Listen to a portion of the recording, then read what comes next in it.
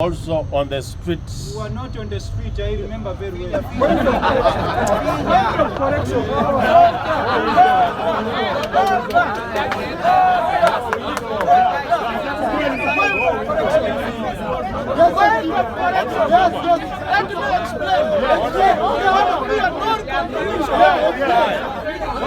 It was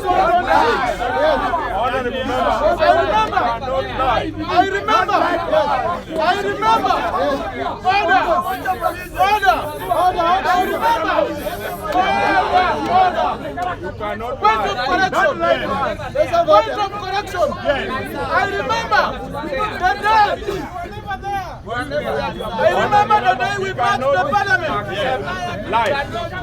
I remember the day we marched the parliament.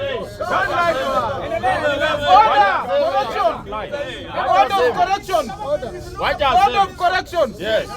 I remember the day we marched the parliament. Yes. It is me who was holding the Bunge la Mwananchi flag, and the other guy was called Mrefu, was holding also the Bunge la Mwananchi flag. I was holding the Kenyan flag.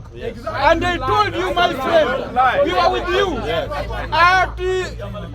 We were with you at Koinange Street. I told you, my friend, we come back there so that we pick some other flags that are there. We go back there, and you came there, and you stood there, and you entered into that public toilet, and you delayed to come out, and you said you fear for your life. I remember, let me report it. Bunge power! Bunge power!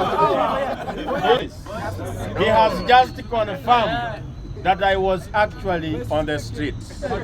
Because tulikuwa na yeye pale Koinange Street.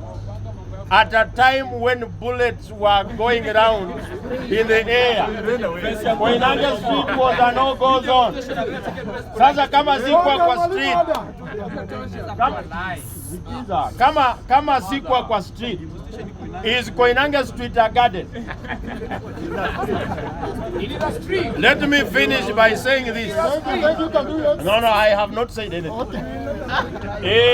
In my conclusion, when we were on the streets, we were not complaining about the size of government, that it was narrow and it has to be broad-based.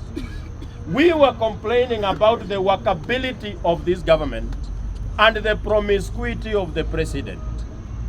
So you cannot cure the promiscuity of your presidency by enlarging the size of the government and not address the issues that were raised by the people who were failed by bullets on the street. We cannot stand here and pretend to be proverbial ostriches that bury their heads in the sand and start saying that things are now working well just because we can benefit from the breadcrumbs that are falling from the table.